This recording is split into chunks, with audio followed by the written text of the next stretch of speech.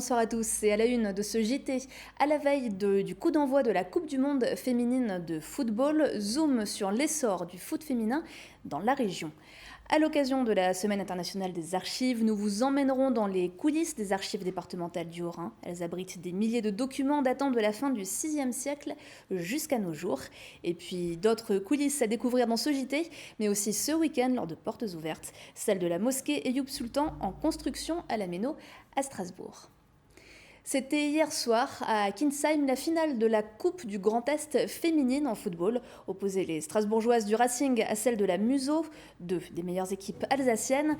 Et ce sont les joueuses de la Museau en gris qui se sont imposées sous les yeux de plusieurs centaines de spectateurs. Une victoire acquise au tir au but, le score était de 1-1 à la fin du temps réglementaire.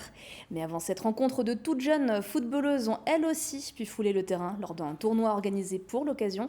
Le développement du football féminin va crescendo en Alsace et il peut encore s'accélérer avec le coup d'envoi demain de la Coupe du Monde en France. Gilles Kunz et Martin Coel. Les gestes sont encore un peu maladroits, mais la passion du ballon rond, elle, est déjà là. En levée de rideau de la finale de la Coupe du Grand Est hier à Kinsheim, 8 sections féminines de clubs locaux étaient regroupées lors d'un tournoi organisé par le district d'Alsace. Les jeunes footballeuses ont entre 5 et 8 ans et s'amusent à reproduire les gestes de leurs aînés sous les yeux de leurs parents. Des parents qui n'hésitent plus à enfiler des crampons à leurs filles. De la catégorie des pitchounettes de 5-6 ans à l'encadrement, le football se féminise aujourd'hui à tous les niveaux. Ça rassure les parents d'avoir leurs filles au sein d'un groupe de filles encadrées par des femmes. Ça n'empêche pas la mixité, mais voilà. Je pense que maintenant, en pouvant voir ce qu'une jeune fille jouant au foot devient étant adulte, c'est-à-dire en pouvant voir les matchs à la télévision sur TF1 à une heure de grande audience, ça va faciliter les choses. Ce qui est important pour nous, c'est qu'une majorité de femmes puissent aussi encadrer des petites filles. Et c'est ce qu'on essaye de par la formation, mais aussi de par les plateaux le samedi. Les sections féminines dans les clubs alsaciens se multiplient. Aujourd'hui, le district d'Alsace compte 5400 footballeuses, la Ligue Grand Est 13 000. Principale raison de cette augmentation, une équipe de France de plus en plus performante et une médiatisation grandissante. On était dans l'anonymat total en équipe de France, il n'y avait pas un photographe, pas une caméra, il n'y avait rien du tout, personne dans les tribunes. Aujourd'hui, effectivement, c'est médiatisé, c'est encadré. Et un des déclencheurs était déjà une Coupe du Monde en 2011 en Allemagne, quand l'équipe de France atteint les demi-finales. On espère aussi de bons résultats avec la Coupe du Monde. Forcément, si l'équipe de France est championne du monde, je pense que ça peut encore ramener quelques filles sur nos terrains le samedi. La pression est donc désormais sur les épaules des joueuses de l'équipe de France. Les Bleus débutent leur mondial demain soir face à la Corée du Sud à Paris, dans un Parc des Princes à guichet fermé. Une bonne performance des Françaises durant ce mondial et nul doute que le football féminin connaîtra un nouveau boom.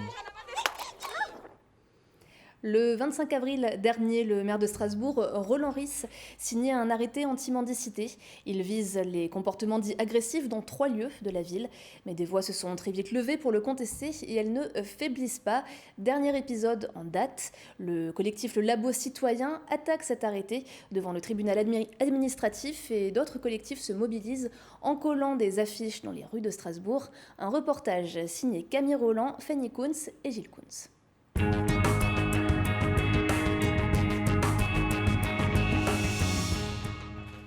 Pinceau à la main, les militants du collectif éphémère Aimons-nous toutes ont collé cet après-midi des affiches dans les rues de Strasbourg.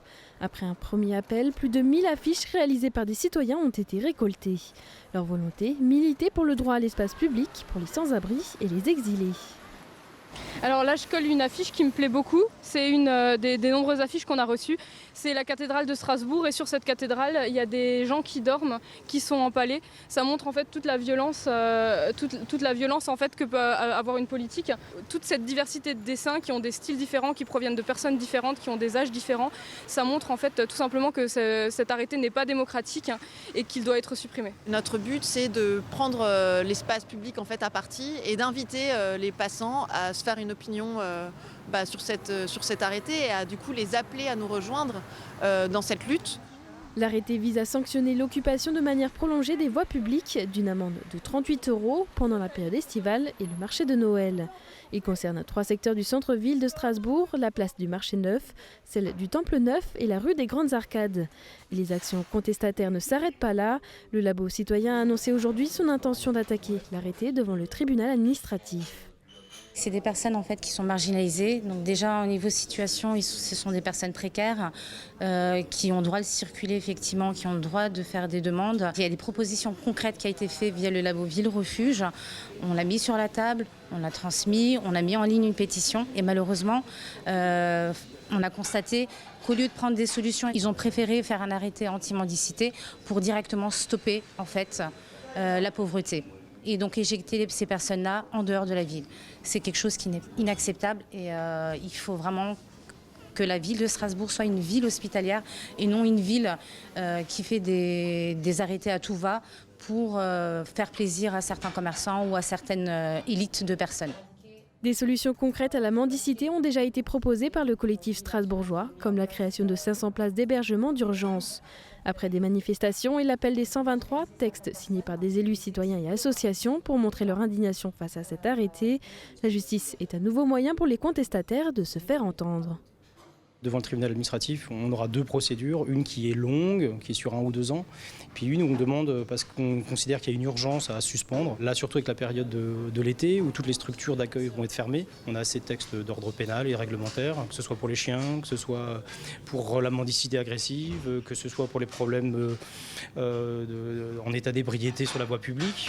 On a vraiment un panel d'actions qui sont suffisantes, donc ce n'était pas nécessaire de le faire. Pour nous, c'est une prise de position politique qui a été faite et je compte remettre du droit là-dedans. Pour le recours en urgence, une audience devrait se dérouler en juin. En attendant, les actions de lutte pour le retrait de l'arrêt anti-mendicité devraient se poursuivre. Samedi après-midi, le Labo Citoyen organise un sit-in de protestation, place Kléber. Il y a 2 semaines, nous vous présentions les coups de cœur du 48e Grand Concours des vins d'Alsace. Nouveauté, les gagnants ont remporté une campagne de publicité inédite dans toute l'Alsace. Ainsi, 16 viticulteurs locaux sont passés devant l'objectif aujourd'hui à Soultzmat. Romain Hirt y a assisté. Et c'est dans la boîte. Entre shooting photo et interview, les meilleurs viticulteurs de l'année 2018 ont en ce moment une vie de star. L'objectif de cette campagne inédite, redorer le blason des cépages alsaciens en mettant en valeur la personnalité de leurs producteurs. Mon but à moi, c'est de photographier les vignerons en fonction d'un mot-clé qu'ils ont sélectionné pour caractériser leur image. Il y en a certains, ça va être la passion, l'authenticité, le dynamisme, la complicité. Et donc du coup, moi, mon but, c'est de faire ressentir ça sur la photo, dans la posture. C'est des portraits assez serrés parce qu'un vigneron, ça a des marques, ça a des rides, ça a des traits vraiment spécifiques. Et du coup, en photo, mon but, c'est vraiment de le faire ressortir parce que je trouve que ça montre un petit peu aussi le travail qu'il y a derrière. Un travail récompensé par des trophées, mais pas encore assez par les clients. C'est pour cette raison que le Conseil interprofessionnel des vins d'Alsace lance une campagne de publicité inédite, mêlant photographie et vidéo. À notre connaissance, c'est la première fois qu'une interprofession en France fait ce genre d'initiative. On veut inscrire les vins d'Alsace dans leur temps, on veut vivre dans l'air du temps, être dans l'air du temps. Par exemple, vivre avec les réseaux sociaux, donc ces clips vidéo, ils seront diffusés sur les réseaux sociaux, de manière à partager en un temps réduit une histoire, un condensé du trait de personnalité qui se cache derrière chaque vigneronne, derrière chaque vigneron. Ces vidéos de présentation seront bientôt visibles sur les pages dédiées aux vins d'Alsace. Chaque domaine y fait une présentation de son histoire, de son équipe et de son cépage. Une aubaine pour ces entreprises viticoles, pour certaines encore peu connues du grand public. C'est bien de savoir que l'on fait de bons vins, que l'on a des médailles, que nos vins sont reconnus dans les plus grandes tables à travers le monde, mais par contre, il faut absolument que le consommateur en ait également conscience et que lorsqu'une personne va au supermarché pour acheter une bouteille de vin, qu'elle pense avant tout au vin d'Alsace. Et puisqu'une image vaut mieux que 1000 mots, rendez-vous à la rentrée pour admirer les portraits des meilleurs viticulteurs alsaciens. C'est actuellement la semaine internationale des archives. À cette occasion, nous vous emmenons maintenant derrière les portes des archives départementales du Haut-Rhin. Le bâtiment abrite des milliers de documents datant de la fin du VIe siècle jusqu'à nos jours. Collecte, classement, conservation et communication, voilà les grandes missions du service que nous présente Marine Zis. C'est dans cette ancienne caserne de cavalerie que sont conservées toutes les archives du Haut-Rhin. Elles sont réparties sur 30 km d'étagères et stockées dans des conditions climatiques bien précises, entre 18 et 22 degrés, avec un taux d'humidité situé entre 40 et 50 %. Ici, on retrouve des documents sur papier, sur parchemin, mais aussi des CD ou encore des DVD. Et le bâtiment regorge même de quelques trésors. Nous avons la chance d'avoir un document tout à fait particulier qui concerne cette fois-ci le monastère d'Unterlinden. Donc actuellement le musée est installé dans les bâtiments de l'ancien monastère des dominicaines d'Unterlinden. Et ces dominicaines ont fait dresser à la fin du XIVe siècle un registre des droits qui leur étaient dus à Colmar. Donc il s'agit d'un document très particulier qui est composé de tablettes de bois dans lesquelles tablettes ont été creusées 2 rigoles.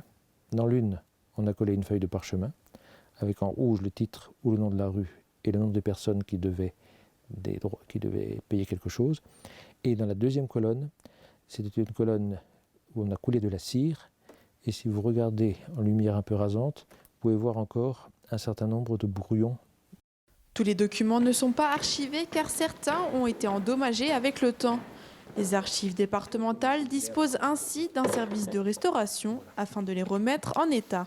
Ça, c'est l'exemple type de l'acidité de l'encre. Vous avez une encre très acide et donc vous voyez qu'elle a complètement mangé le papier. Et donc la restauration ici a consisté à combler le manque, c'est-à-dire tout ça c'était des trous, bien sûr. Et donc le document maintenant est consultable. Quand on a traité ça, c'est un peu plus compliqué. Alors là, si vous voulez, parfois on les garde, mais il n'y a pas forcément de solution. Si les documents ont pu être restaurés, ils seront alors consultables comme toutes les autres archives, librement et gratuitement dans une salle de lecture. Et ici, ce sont principalement des historiens que l'on retrouve. Ils consultent soit le document original, soit leur duplicata sur un microfilm. Mais les archives sont désormais de plus en plus numérisées et peuvent ainsi être observées directement sur le site internet des archives départementales. Et puis d'autres coulisses à découvrir maintenant, celle de la mosquée Ayoub Sultan dans le quartier de la Méno à Strasbourg. En chantier depuis bientôt 3 ans, elle ouvrira ses portes au grand public tout le week-end. Camille Roulant et Fanny Kunz.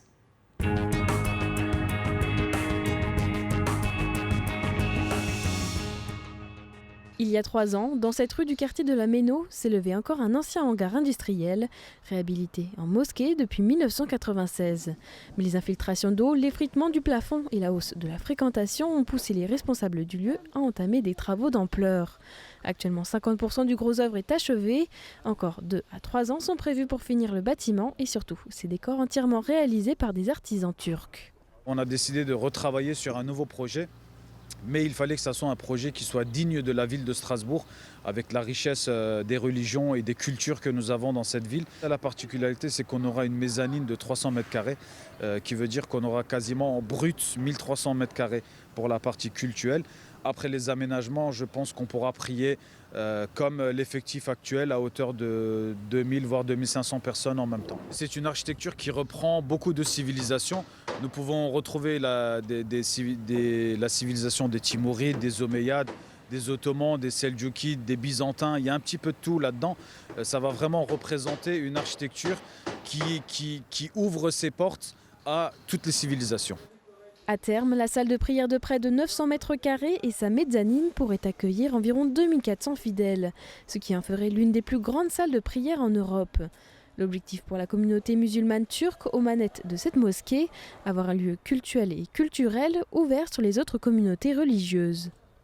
Açık kapı günlerini neden yapıyoruz? Çünkü biz net olmak istiyoruz ve bütün dini cemaatlere de açığız. Hangi dine mensup olursa biz onlara açığız. Gelsinler camimizi görsünler, baksınlar ve bizim ne olduğumuzu görsünler. Bizi ancak böyle tanırlar. Kendimizi ancak böyle tanıtırız. Pour en savoir plus, des portes ouvertes sont organisées tout le week-end et jusqu'à lundi. L'ouverture de la mosquée est prévue pour 2021 ou 2022. Et pour terminer ce journal, c'est l'image du jour, Oliviane. C'était la caisse primaire d'assurance maladie. Demain, ce sera peut-être chez vous. Étonnante mise en vente sur une plateforme d'enchères aujourd'hui à Strasbourg. Cet immeuble en grès rose des Vosges a été construit en 1913 et vous offre plus de 3000 mètres carrés à un petit kilomètre de la cathédrale. Certes, quelques travaux sont à prévoir et surtout notez bien que les enchères démarrent à 2 800 000 €.